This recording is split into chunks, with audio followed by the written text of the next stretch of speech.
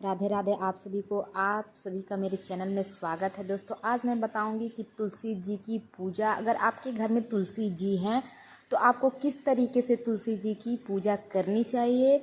अगर हम एक हिंदू हैं और हमारी सुबह ही पूजा से होती है दोस्तों, क्योंकि हम अपने घर में सुख सुविधा और शांति के लिए सुबह शाम हम दोनों समय तुलसी जी की पूजा करते हैं। अगर आपके घर में तुलसी जी हैं, अगर आप उनकी पूजा करते हैं तो आपको ये बात जानने की बहुत ही ज़्यादा आवश्यकता है कि आपको किस तरीके से अपने घर में तुलसी जी का पूजा करना चाहिए और किन किन बातों का हमें ध्यान रखना चाहिए। क्योंकि दोस्तों, हम एक गृहिणी हैं, सुबह शाम दोपहर हमारे पास बहुत ही ज़्यादा काम रहता है। साथ साथ हमें घर में भी काम करना होता है, घर के बाहर भी काम करना। कुछ गृहिणियाँ घर के बाहर जॉब वगैरह करती हैं और कुछ गृहिणियाँ सिर्फ घर ही संभालती हैं, लेकिन पूजा तो हमें रेगुलर करना पड़ता है दोस्तों। तो चलिए करते हैं वीडियो को स्टार्ट। तो देखिए दोस्तों, अगर आपके घर में भी खासकर छत के ऊपर ही हम लोग तुलसी जी का पौधा लगाते हैं। अगर हम लोग शहर में हैं तो, अगर गांव की बात मैं करूं तो गांव में लोग अक्सर गांव के बाहर या फिर गांव में मतलब पीछे अगर उनकी जगह है तो वहाँ पे लगा देते हैं। अगर आपके घर में, यहाँ पे देखिए मैं अपने छत के ऊपर लगाई हूँ।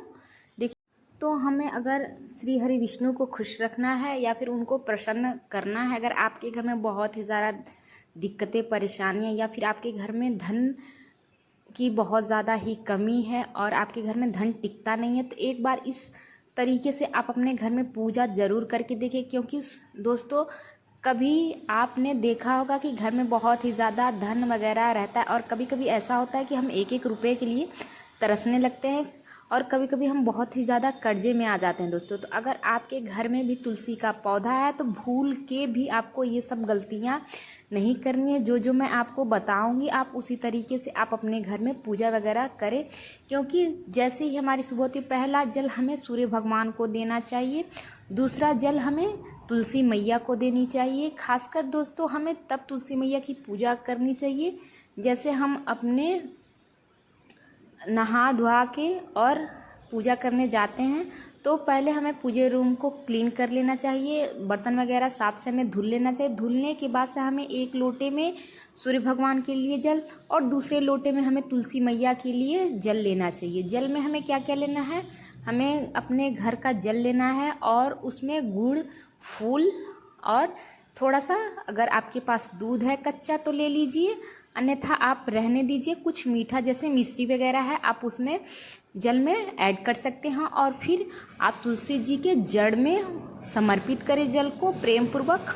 और श्री हरि विष्णु को आप हमेशा के लिए प्रसन्न कर सकते हैं। अगर आपको श्री हरि विष्णु को प्रसन्न करना है, उनकी कृपा पानी है, तो आपको तुलसी जी की पूजा तो प्रतिदिन दोस्तों करनी चाहिए और शाम को उनके नीचे आपको दीपक भी जलानी चाहिए। जरूरी नहीं कि आप घी के ही दीपक जलाएं, तिल्ली के भी तेल के दीपक आप प्रज्वलित करके माता रानी की आराधना करके उन्हें अपने आप को पूर्ण रूप से समर्पित करके उनकी कृपा पा सकते हैं। तो इस प्रकार आप अपने घर में पड़ी हुई तुलसी जी पूजा अर्चना करके अपने सोए हुए भाग्य को आप जगा सकते हैं। अगर आपके घर में भी अभी तक तुलसी जी की पूजा नहीं होती है तो सबसे पहले हमें तुलसी जी की पूजा करनी चाहिए। अगर अपने घर में शांति, समृद्धि और धन वैभव अगर हमें चाहिए तो, अगर आप भी एक गृहिणी हैं, आप पूजा वगैरह नहीं करती हैं तो आपको भी पूजा करना चाहिए। क्योंकि ये जो तुलसी है वो बहुत ही ज़्यादा हमारे घर में लाभकारी कर सकती हैं।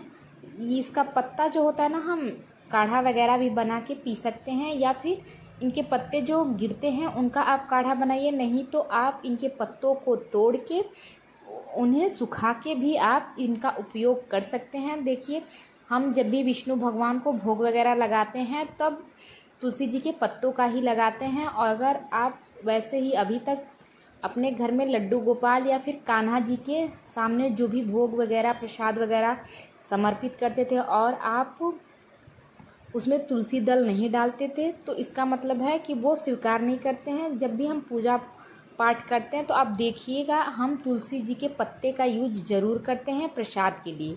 क्योंकि जब तक हम तुलसी पत्र नहीं डालते हैं किसी भी प्रसाद में, हमारा प्रसाद पूर्ण रूप से भगवान स्वीकार नहीं करते हैं।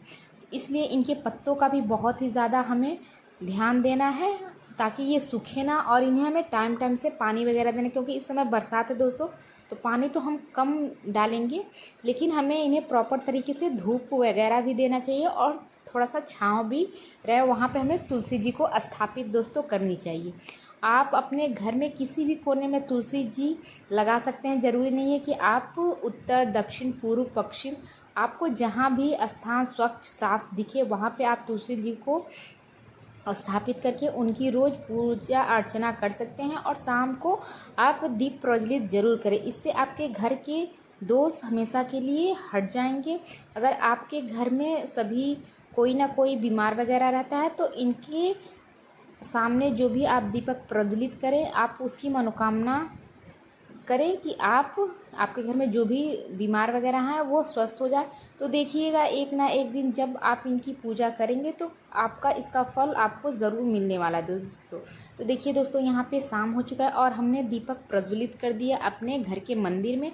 और देखिए हमने भोग में यहाँ पे किशमिश चढ़ाया और साथ में हमने अपने कान्हा जी को यहाँ पे डाल दिया है तुलसी दल, क्योंकि तुलसी दल के बिना ये प्रसाद स्वीकार नहीं करते। तो मैं पहले ही तोड़ के तुलसी दल रख लेती हूँ ताकि मैं भगवान को जब भी भोग वगैरह लगाऊँ तो मैं भूलूँ ना, क्योंकि कभी कभी जैसे हम रविवार को, मंगलवार को हम तुलसी जी नहीं तोड़ते, ना ही रविवार को हम जल डालते हैं और ना ही मंगलवार को। इस बात का हमें ध्यान देना है कि ना हमें मंगलवार को तुलसी दल तोड़ना है, ना ही रविवार को, क्योंकि अगर हम उनका स्पर्श भी करते हैं तो हमें पाप लगता है।